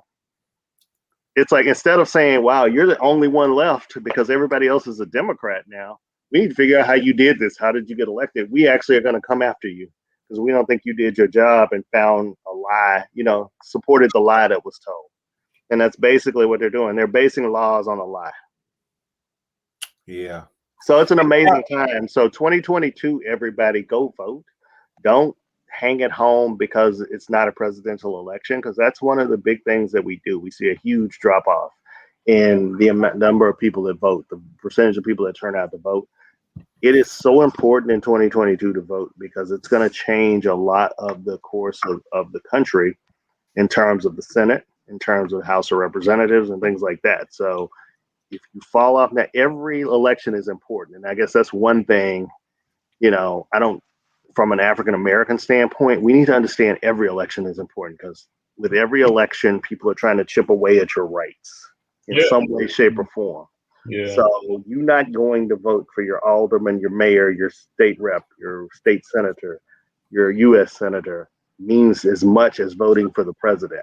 So proud of you for going out voting for president, and that's all wonderful. But those off-year elections are just as important, and people have to understand that. Absolutely. We got any happy topics? Yeah. I was just thinking. What do we want to end on? I don't know. Happy topics. What are our hopes for year 2 of the show? I don't know what. Ooh, we gotta do a song list, bro. Yes, tonight we got to do an anniversary song list. Remember what I said in the thread during the week about your own personal hype song, which I got to give it more thought to. Yes, your own personal hype song. Yes, you were Mel. If you're speaking at the United Center and you got a contract for 40 dates in 1 year speaking, or Glenn, you got the biggest book tour ever, or Rob, you got the biggest consultation presentation ever, or me, I'm dumping trash in the back in Bronzeville, whatever I do. Oh God. What could potentially be the song that you had, and this is what inspired to do it. I was watching some videos of Steve Harvey going to the stage on the Family Feud, and I guess when he makes that walk, he actually has a dude with a little speaker walking. Is that real? He really has a dude with a speaker that follows him around. It seemed to be real to me, like just his hype dude, and he just, whatever song is being played that day, the dude walks next to him with a little wireless speaker, and he just plays it, and Steve just zones out while he's on that last walk, getting in his face, which I get. You know what I'm saying? I get. So yeah, and I do sound design for conventions, and we call them stings when people are walking on and off stage. Mm-hmm. So that is a thing. Here's the difference, though. Nobody hears that song but him. It's his hype song, so it's not the audience hearing it. It's just him. I get that, but most people select whatever their hype song is. Like if we're at a conference, most people select that for their walk-on song as well. Fighters do, yeah. Yeah, so here's my recommendation for us as we do this. So Shawn gave us the hype song, and we each get to pick one. All right. Everybody comes up with the category of a song, and then we all got to pick a song based on the category. So like Glenn might say your love song, or whatever, or your favorite because I'm a lover of life and it's my birthday. Birthday song. Yeah, exactly. I don't sound like that when I say it, though, man. Don't be next. You sound just like that. I was just like that. No, I don't. I don't. So let's get categories, or let's get categories, because Shawn needs some time to think about it. You gotta go to the refrigerator. Yep. So my thing is your nostalgic childhood song, like that song that you hear and it takes you back to a time when you were a kid, right? Your nostalgic childhood song. So that's my category. All right. Oh, man, I didn't bring my. Let me write this down, because I'm old. I got you. I'm gonna repeat it. So what's your category? He's gonna say it louder too, Rob. So my like I can't. So wait a minute. Hype song is already a category, right? Yeah. Hype song is a category? Okay, so hype song, nostalgic childhood. So I would say, you know what? I'm going to say love song because I'm a lover of life too. Oh, God. Love song. I'm a lover of life, you know. Okay. I got my ginger and pineapple stored away. I'm a lover. And here's what we're going to do, ladies and gentlemen. I would love to invite our producers back to this to close us out with this. And instead of just us four giving a song, we're going to have 6 songs for each category. Oh, where in the world is Keisha San Diego? There she is. I don't know. They've been drinking. I don't know that they're prepared to do this. I don't think they'll be fine, Glenn. If your cast last week could do the show. I did a great job on that show, Mel. Thank you. Okay, great. So love song is that category. Keisha and Raj, I won't make y'all come up with a category. Just contribute to the list. Hazzard, what's the last category? Oh my God. You picked them all. Is it R&B? Can we do is that a category? If you want it. You wanted the co-stars. Okay. You could say dig it in the nose song if you want. It's your category. Hold it. What was that? Did you say? Nothing. Yes, that could be a category, Robert. That could be a category. Water's your category. Let's do a blue-eyed soul category, Mel. Robert. Yeah. Category. It's Robert's opportunity. If that's. I thought he was getting. And if you want to choose a blue-eyed soul one for R&B, you can. But what's the category? Is it R&B, Robert? Yeah, R&B. Okay, R&B. All right, so I gotta add Keisha and Raj to this. Thank you. All right, so hype song. Shawn, since this is your category, you give the first song, and then you tell who goes next. You decide the order of who gets to say it. Oh, and by the way, ladies and gentlemen, there can be no repeat songs on these lists. So if somebody gets to your song before you are SOL. Shawn Mason, it's on you, brother. What about birthday friends? Please shout out some suggestions for me. All of you that wish me happy birthday. I need your help. Can we remove Glenn till this time to speak? I know. What about repeat artists, Mel? Can it be repeat artists? It can be repeat artists, just not repeat songs. Okay. My hype song is Usher, Bad Girl. What y'all know? Really? Why are you coming out on Bad Girl? That's what I want to know. Because he likes to be and a new scroll on Bad Girls. And I like Bad Girls. Okay. You like Bad Girls. Okay. That's cool. I like good girls with bad habits. You get to decide the order of who goes. Keisha Rose is next. Keisha Rose is next. I'll turn down. I'm gonna go. It's a love song, right? No, this is hype song. Hype song. We're on love songs. Hype song. Hype songs. Turn it up. Turn up your sound. No, we can hear.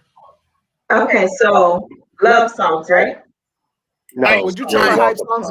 Hype song. Oh, my hype song is Vimeo. You can't stop me. You can't stop me, Vimeo. Vimeo? Vimeo, who is that? I thought that was a web service, a video service. I thought it was a money paying service. Venmo. You can't stop me. Okay. Yeah, I knew it was a bad idea to let the producers on. Quiet, man. Yes, please. Shawn, who goes next? I thought Keisha picks next. Okay. Rob, your hype song, sir. Rob. Can I get two? No. Once you Okay. Jesus okay. Christ. All right. We're trying to end the show, Robert. One song. Drake. Started from the bottom, now I'm here. Drake started from the bottom. That's good. That's a good one. That's a good choice, Rob. Raj Bruce. Raj Bruce. Hype song, DMX Rough Rider. He was waiting for entry. He said it quick. Rest in power to the great DMX. Glenn Murray, hype song. All right, so I had two, but I'm going to go with this one. It's called Victory by Diddy and the Notorious B.I.G. The sun won't shine forever, but as long as we here, then we might well ride together. Yeah, all right. All right, I give you that. They used the theme song. They used the Rocky theme. We didn't ask. We just want the song and we want to go. Really? Glenn, it's like I gave it and I came out. I gave my title, then I left. That's how. You sure did, bro. Title and artist, man. That's all we're looking for. Last but not least, I want to throw something every time I hear this song and beat is Freeway, What We Do. Freeway with Jay-Z. Yeah, we're familiar. Don't explain like you told me. Okay. No, I was giving an artist. Because I was giving an artist. Freeway and Jay-Z. What We Do. Okay. So next is nostalgic childhood song. Nostalgic childhood song. And I would like for Glenn to go first. Well, I'm so young. My nostalgic childhood song would be from like the mid 2000s or something, you know, since being the youngest on the show. Let me think about it. Hold on. Let me think. Okay, so nostalgic childhood songs. I listened to a lot of Prince when I was young, so I'm not sure what that says about my childhood. Lady Cab Driver. Glenn. Lady Cab Driver by Prince. Lady Cab Driver? Yeah. That's your I was in my teens when it came out. Well, you must be 20 years old. But go ahead. Because my childhood song is quite revealing. I know y'all gonna be like, "It's my party. I'll cry if I want to" and stuff. And my girl, y'all old. So, Shawn, what's your song? Lattimore, straighten it out. Let's straighten it out. Lattimore is the official name of it. Lattimore, let's straighten it out. Can I change my childhood song? No, you cannot. All right, that's cool. That's just shows I'm younger than y'all. That's fine. I'm younger than y'all. Roger. Yeah, I'm gonna be respectful here because the first one that came to mind probably wasn't a childhood song, but it just Juicy Fruit, man. That's what I was listening to quietly while my parents were like, "What you listening to?" I'm saying, "You know very well." Man, y'all are old. Y'all are really old. I mean, Mr. Telephone Man would have probably been more. Jealous Girl, New Edition. Oh, that's a great call, Keisha. You said what? Jealous Girl, New Edition. She looked like one of the Telephone Man. Who was your favorite New Edition person, Keisha? Ralph. I still say Ralph is the coldest front man since Mike. Of course. You know I'm like the Ralph of the man cave, right? You know that. So what you trying to say? Are you flirting with me, Glenn? Excuse me, can I get through this list so we can end the show, people? Please. Keep flirting with me, guys. Robert. Yes. I am ready. I've got this all. The Jackson 5, I'll Be There. Ooh, y'all are old. Jesus Christ. Oh, that was hysterical. If you can't find that one, we'll go with Al Green. Let's Stay Together. Nope, we one song. One song. Y'all are so old. Can y'all get a song that was actually in the 80s? You can't find that one. Like it's just hard to find that song. So I can't even think of the artist right now. But Breaking My Stride. Ain't nothing gonna break my stride. No. Oh no, I got to keep on moving. I got it on the playlist, so yeah, you'll find it. You'll be able to find it by the time easy. Yep, I got it. All right, so that Matthew Wilder is the name. Matthew Wilder. Yeah, Matthew Wilder. There you go. Thank you. You're welcome, sir. So, all right, now we are on love songs. That was Glenn's category. Glenn, you pick who goes first. Rob, you go first. Lover of Life. Get it out there. Love songs, Rob. So I've got Lakeside. If you say yes. Go, Rob. You went hard, didn't you, Hazzard? Start calling you Hard Hazzard. Please don't. No, Glenn, don't call him hard. No. Next person, Glenn. Next person, Glenn. Keisha. I'm What You Need, Shantae Moore. Oh, good one. Oh, you took my. Why you took my song? Are you still flirting with Keisha? I think you're still flirting with Keisha. She took my song. I think she flirted with me now because that was my song. Glenn, next person. Next person. I'm not doing this with y'all. Mel, you're next. Mel, you're next. Okay, thanks. I'm gonna go with "Adore" by Prince. All right, Robert. No, I mean not Robert. Raj, you're next, Raj. That would be "Good Kisser," Usher. That's a love song, really. That's a love song. He has spoken. He has spoken. It is, boy. All right. When I tell you, I got 22 years in this game. I'm worried about y'all. Okay, Shawn, give it to me, Shawn. I said what I said. Hands down, "Make Me Say It Again," girl. The eyes. Yeah. All right. That's a good one. Okay. And Glenn, what's your song? Voyage to Atlantis. The eyes. Oh, nice. Mel, did you choose one? Yeah, he chose one. What did he choose? Adore by Prince. Right. Okay. R&B. Robert, who goes first?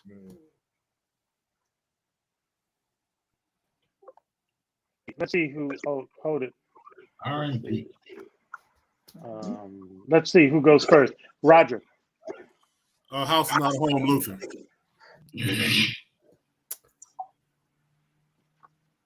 That's the one I sing around here a lot. Really? Yes. Who do we got next? It's up to you. You pick. Who's next? Let's go to Keisha. Let me turn this down. Ooh, that's a tough one. I don't know. R&B. R&B. And it doesn't have to be slow. That would have to be my girl Whitney. I'm gonna do. She got so many. I'm your baby tonight. Saving all my love. Saving all my love. Y'all going with the slow songs. This is a second slow song list. All right. Glenn, what you got? Who? Glenn, what do you have? Oh, for me, for R&B, let me see. Let me think about this really quickly. R&B. Shawn, you're up next. Damn, there's so many. R&B. Okay. Oh, yeah. I like that.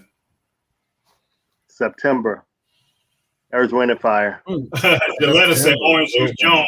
I saw you walking. I saw you walking in the rain. Right, I saw that. Oh, yeah. I know.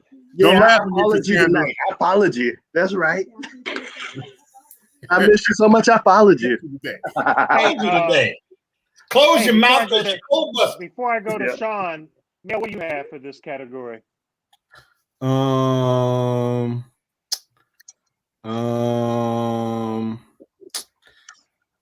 God, it's the song by Switch that Biggie sampled for One More Chance. No, that was a DeBarge song, actually. Was that Stay DeBarge? With Me. That wasn't Switch? Yeah, it was Stay With Me, but it was Stay With Me by DeBarge. There you go. That was a reasonable. That was a reasonable hiccup, though, Mel. So you know. Yeah, no. Yeah, that one. That was Stay With Me. That's fine. Yeah. Good stuff. Shawn, did you give yours? What you got? No, I'm gonna go classic. Frankie Beverly and Maze singing. Watch out there now, Vanya. Happy Watch out there Feeling. now. Bang. Give it something he can feel. Bang, what you? Feelings. All right, and Robert, you close us out. So I'm gonna do. Let's see. I was going to do. Let's see, but I actually like. Right. TLC Waterfall. I like that one. You like Waterfall? Yeah, by TLC. You consider that R&B? Okay, let's hey, you know what? You know what? Let's go I don't with argue with grown people. I do not argue with grown people. For you. I don't know if that one. Is this our first 2 hour show? This is our first 2 hour show. Yeah, we're good. Okay, I'm done. I got the list. I'll make it and I'll post it in the chat. Dude, this has almost been 2 hours. We've never done 2 hours before. Everybody's song has some kind of a theme, you know. A house is not a home if you ain't got a Rough Rider or a good pistol. Wow. Okay, Roger. He has a narrative with his song. A house is not a home if you ain't got a bad girl in it. That's right. Yeah, house is not home if you can't take on a voyage to Atlantis. Well, hey, since I'm the lover of life, Stevie Wonder said, "Hey, love." I didn't take y'all back to that. Oh, okay. That's right. You know what I'm talking about, Keisha. A house not a home if you can't make up. You only get one song per category, so quit trying to throw extras out there. Hey man, he been angling for a second song every category. Jeez, I think one time we need to do like a listener list. We let the listeners pick what they think they should. They were throwing some really good suggestions. They were throwing some ideas out there, really good ideas. So I really like that. Although Tish Billingsley, we need Kevin to talk. Foster, we don't do that in this house. Kevin Foster, I'm with you. We don't do that in this house. Tish Billingsley, one of my wine crawl franchisees, her selection was Darla Nikki. Tish, we need to talk. You had a good wine crawl today in Birmingham, didn't you? She also came with the other day. She came with TLC. That's why I went with that one. All right, so it's been an amazing show. It's been good. It's been great. It has. Thank you all for hanging out with us for 2 whole hours. And thank you guys, producers included, for making this such an awesome experience every week. I think everybody's contribution is appreciated by everybody else. And so we all know that we appreciate each other. And almost midnight there for her, so thank you. Yeah, thank you for hanging out on the East Coast. I just wanted to let you all know that this is the end of season 1 for the Man Cave. We're gonna make the official announcement. I will not be returning for season 2. They're gonna find somebody to replace me. I've done my work here, and my Saturday nights will be reserved for something else. So possibly my little brother. I don't know. Still keep a Roberson here. We'll see. But it's been a very, very, if anybody very sees the shock on my face, they know I did not know this. I don't know if everybody else knew this. Yeah. No, I didn't know it either. So this was my total. So we're total. This is a total shock. So Mel, we love you. Fools. If Glenn can Don't play with us, Mel. Take him out. Take him out. Get him out of here. You know what, Mel? I was going to take him out early, and I'm like, maybe he's serious. So I'll leave it. Man, we're going to take your word for it. You know, at jobs, when they issue their resignation, you have to take it. So we're going to take your resignation. I can extend to April Fools. That was dirty, man. It's my birthday. You see, I was like, what the hell is going on? I know, really. He was good. He got us good, too. Wow. Yeah. He couldn't tell nobody in order to make it work that well. So that was... Thank you all for celebrating my birthday. First of all, the most important part my birthday and Robert's birthday. Well. Aries. My birthday is in December, but hell, that's celebrated anyway. Aries love. If you're a Taurus, we're sorry. We just took over your little season. You don't matter that much. I'm sorry. You just don't. I'm sorry. You kind of like Leo. Thank you guys. We appreciate it. Thank you, Keisha Raj, for saying hello to the people and letting everybody know that it's you guys who run the show behind the scenes. We're glad that you decided to show your face, and we can now blame Keisha for all the things that the ladies can't do. I'm glad that we right. And thank you for season 2, the y'all. whole champagne bottle on this show. Where's that bottle I bought you? We'll be out for a couple of weeks, everybody, but then we'll be back with season 2. Looking forward to it. That's the end of season 1. It's a wrap. Thank you guys so much for tuning in. Thank you to all our guests. Thank you, Robert. Wait a minute, Mel. What are you doing, Mel? Shawn and Glenn. Thank you for being such a great partner, Glenn. Thank you, Roger, for being such a great partner. Thank you, guys. My DMs are still open. It's okay. Season 2 coming soon. Thank you, Keisha Rose. Glenn, stop flirting. Camped out at home for COVID? Join us, Indie TV, where you will see the talk shows, movies, drama, action, and comedy. Be the first and see it first. Sign up now for free at Indie TV.